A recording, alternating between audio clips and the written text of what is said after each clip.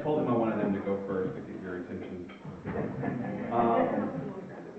I hope you've had a good chance to get to know some of the students sitting at your tables and serving your tables, and that you've had an opportunity to get to know their names and talk to them a little bit about what they're doing at Western. Most of the students who are here helping tonight, not all, but most of them are also in our choir at Western that provides music for our masses on campus, and so you'll be hearing more from them as the evening goes on. Thankfully, you won't just be hearing me talk. So thank you to all the choir members for that. That was absolutely beautiful. It's been my privilege to be a campus minister at Western Carolina University since 2008. So I'm going into, I think I'm just finishing up my 8th year on campus. And in that time, I've really seen campus ministry grow and flourish, and I've really gotten to appreciate just the influence that we're able to have in these 4 years of time, and sometimes 5 years of time, sometimes a little bit longer than that. But in theory, 4 years of time that we have these young people on campus, and just how important that is. I've seen students come to college and start their freshman year already so strongly grounded in the faith. They've come from good Catholic families. They've had a good faith formation program in their parishes, or involved in a good youth ministry program, and they come committed to their faith, and they want to grow in their faith more, and campus ministry is there for them to help them do that. I've had students come that maybe came from a more nominal Catholic family. They went to Mass on Sundays. There wasn't anything else going on, that Sunday. They went to faith formation so they could be confirmed, and after that really didn't have much time for a youth group or anything. But something hits them when they get to college and they're on their own, and they realize that, Mom and Dad aren't going to drive me to Mass anymore, but I probably should still go. And they go and they meet other faithful students, and they decide that now, as an adult out of home, they need to make that adult decision for Christ and to commit themselves to the faith. And campus ministry is there for them in that. And I've had students come that have had no knowledge of the faith at all. They meet someone, a roommate, a suite mate perhaps, right? Or maybe they get an invitation to come to Mass, and they think, well, I'll give that a try, right? Whatever is happening in their lives, the Holy Spirit brings them to our doors, and they're curious, and they're interested, and they have questions, and campus ministry is there for them as well. And sadly, we've had students that come from Catholic families who decide to exercise their option now as 18-year-olds who are not living at home with Mom and Dad to not go to Mass anymore. And sometimes we just don't see those students. And sometimes we see them again their senior year. And they come back and they realize, I'm getting ready to graduate, I'm getting ready to go out and start a life, start a career, maybe get married, maybe raise a family. And I've had my party days, I've tried different ways of fulfilling myself and making myself happy, and it just left me feeling empty and strung out, and I need to recommit myself to my faith and maybe explore what that has to offer. Maybe I wasn't valuing it as much as I was before, and campus ministry is there for them as well. So many students and so many stories, and we're there to meet them where they're at and help them grow in their faith. I'm going to talk to you a little bit about what we do and what we provide in campus ministry. To do that, though, I have a multimedia extravaganza planned for you, a special event. So, Susie, could you turn off these two banks of lights right here? This little projector is the new toy of Father Boyd. He was really excited about it, and I know that Father loves me because he trusted me to use his new little toy, his projector. So it connects with your cell phone, and it's really cool. So hopefully I'll know how to work it well. Check this out. We are going.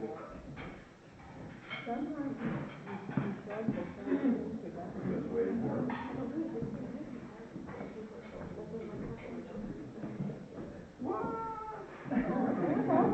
Oh, here we go.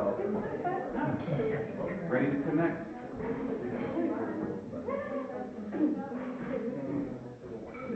There we go. Cardinal Avery Dulles. He wrote this in 1981, and I read this, and he was talking about the situation of the church in the 1980s. Somebody in this room has read this before, right? But I read this, and I thought, this is Cardinal Dulles telling me how to do my job. And I love it when Cardinal Dulles tells me how to do my job. It says, for those who are sitting in the back row, it says, it cannot be taken for granted that the great majority of those baptized in infancy will grow up convinced Christians. Young Catholics, if they are to become true disciples, must undergo a demanding course of induction, equipping them to profess the full faith of the Church in a secularized, neo-pagan society. They must develop a sense of solidarity, cemented by effective relationships with mature and exemplary Christians who represent Christ and His way of life. The Church cannot perpetuate itself except through a living chain of discipleship.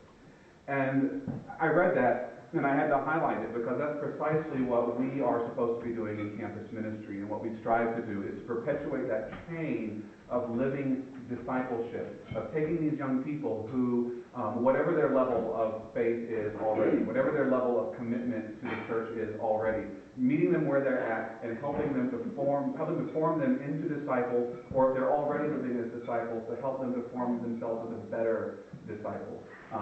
Whoa! Yeah, I know, using my phone, I have to not. This is new technology. Here we are. All right, I just have to keep touching it here. I can't talk for too long. That way the talk will stay short because I have to keep going through. So we have to help them to form into disciples. Sadly, so many in the church today are not living as disciples. They may be Catholic. They may be participating in the sacraments. They may be very faithful about their Mass attendance. But you cannot assume that everyone has that personal connection with Jesus Christ, that personal commitment to really live His ways and to follow His teachings. Our Mass readings here lately have been focused around that theme of, if you love me, you will keep my commands, right?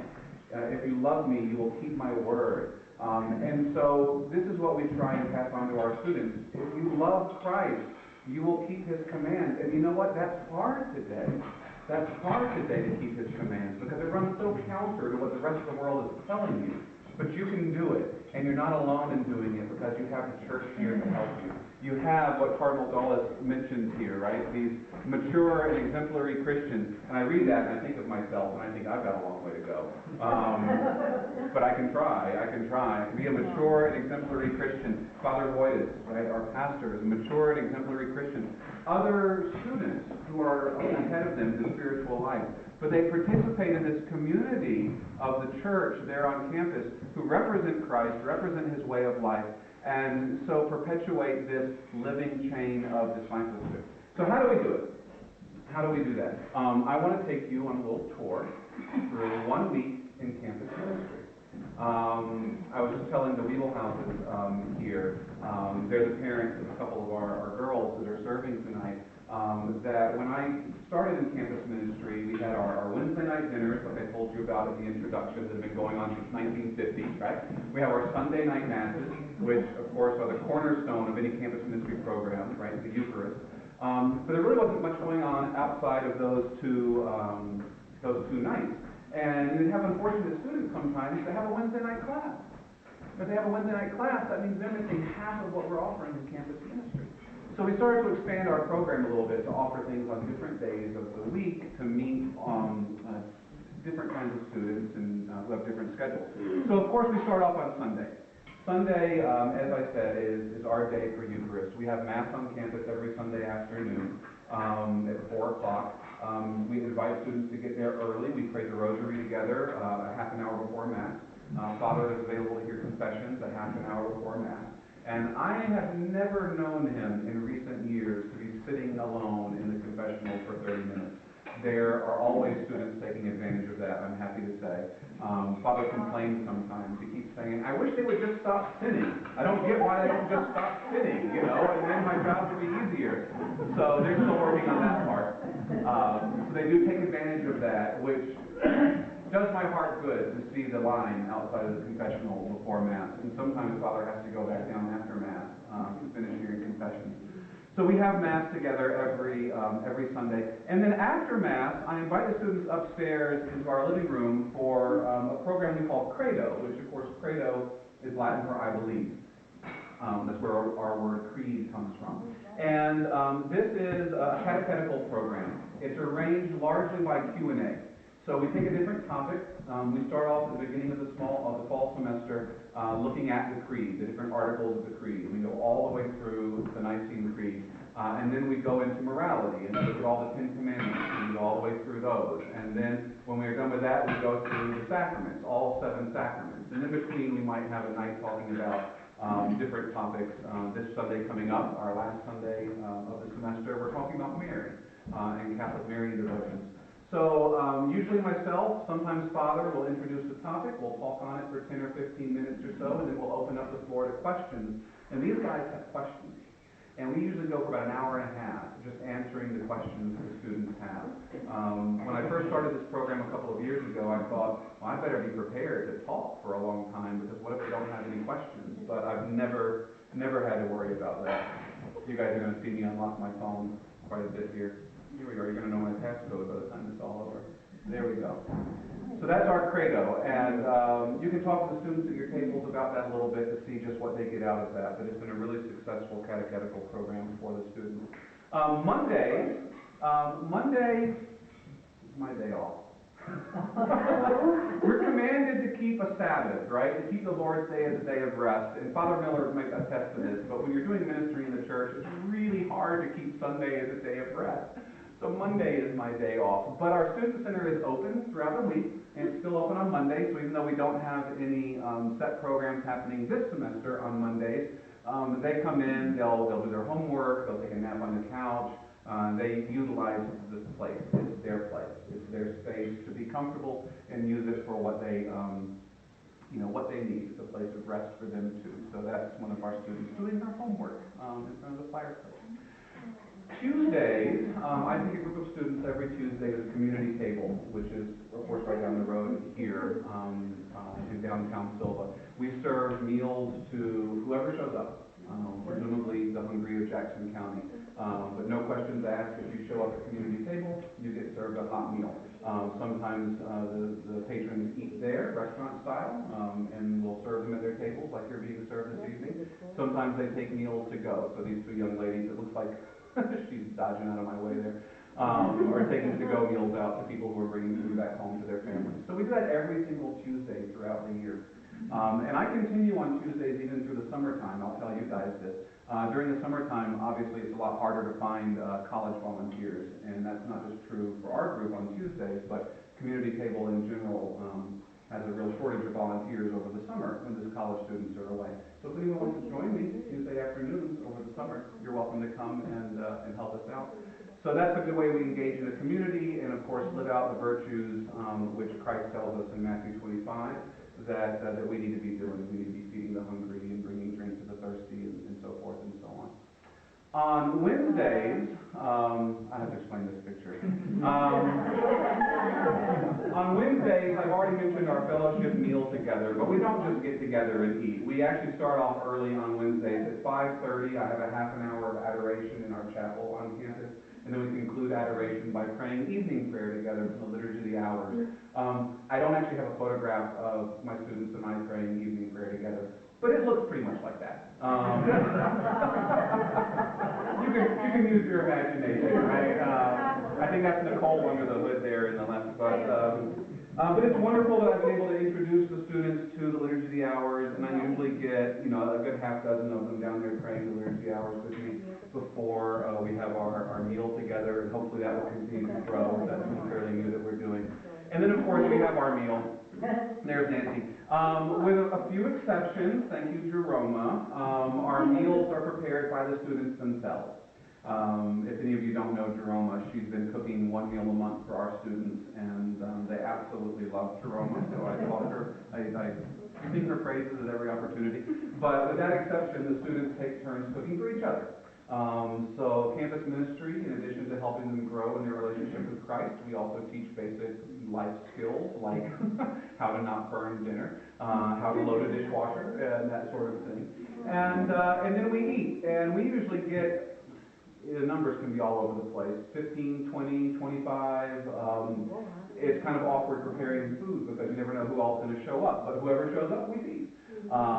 Even if it means opening up a can of soup from the pantry, we'll feed whoever shows up. And then after we eat for about an hour, we follow that up with a program. And we have a peer ministry leadership team that coordinates our Wednesday night program. So Sunday is my time and Father's time to teach them in the faith.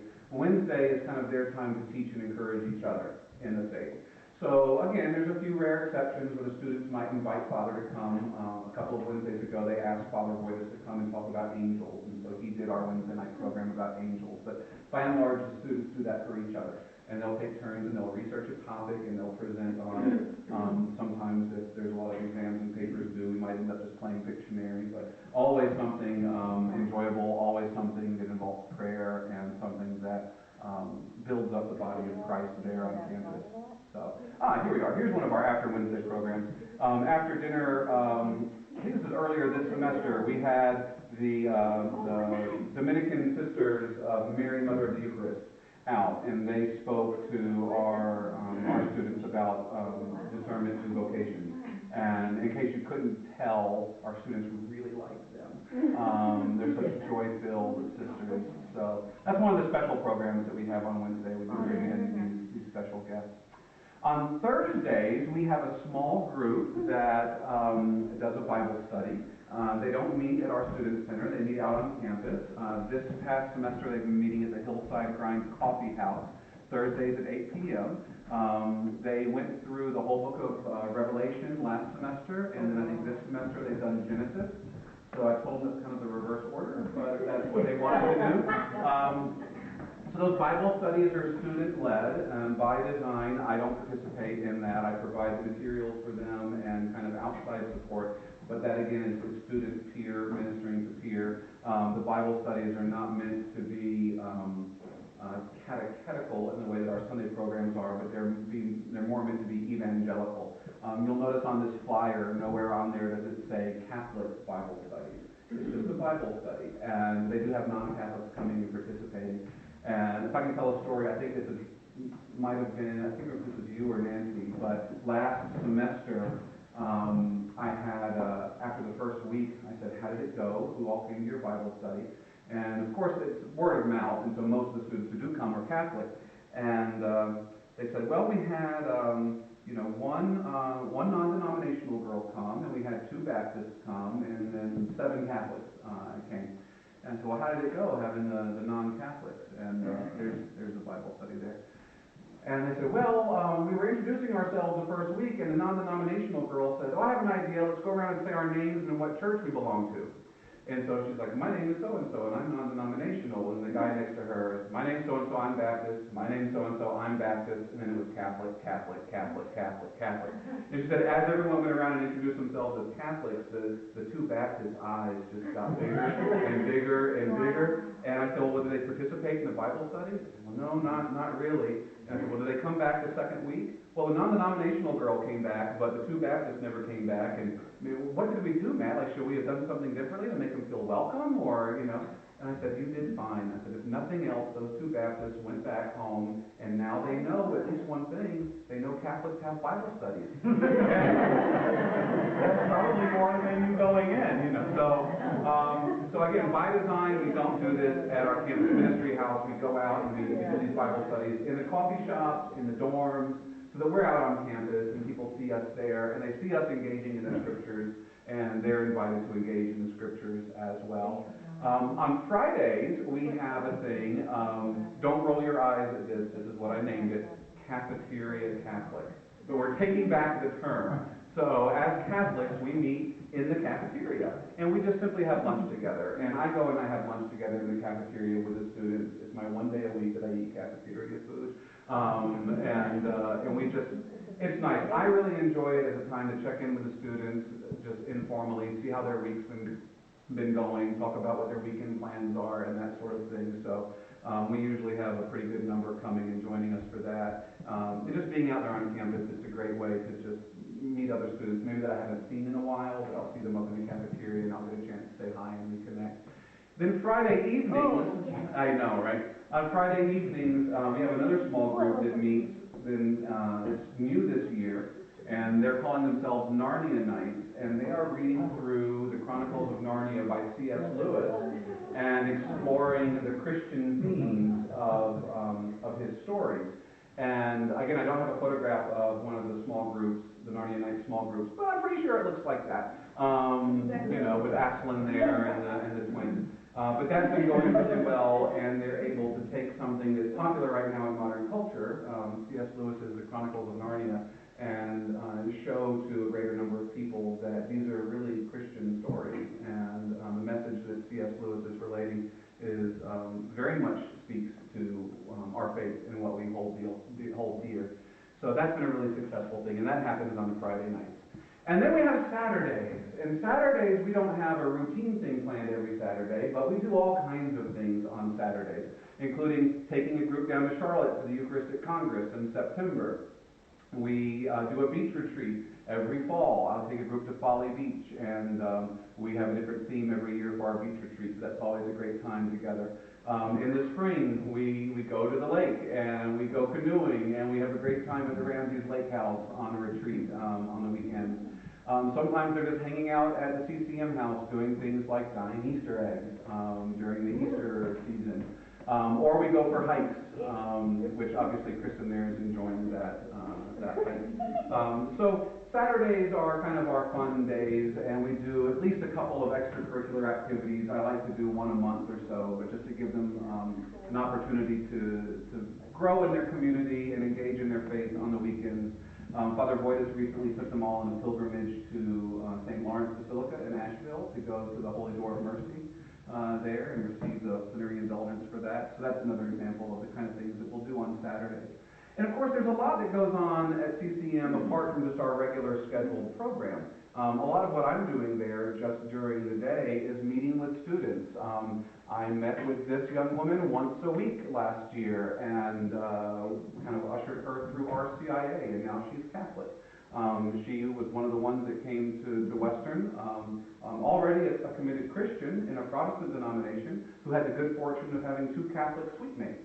Who are here tonight, actually, who invited her to come to Mass with them their first week here. And that's all she wrote. Now she's Catholic, and now she's inviting other people to come to Mass with her. And I was very fortunate to be able to process her through RCIA. Sometimes I do marriage prep. I really like doing that when I have seniors that are getting ready to start the next leg in their life together as a married couple. So I was able to do marriage prep for these two young people who just got married here at St. Mary's, actually, last month on the Feast of St. Joseph. They were going to be here tonight, actually, but Joseph had a thing with his in-laws now that he's married. We do a lot of prayer. We do a lot of prayer in campus ministry. I spend time praying for the students. The students spend time praying for each other. They better be praying for me, too. But everything that we do begins and ends in prayer. Even if we're just having a fun game night on a Wednesday, I always make the students pray first and then pray when it's over with.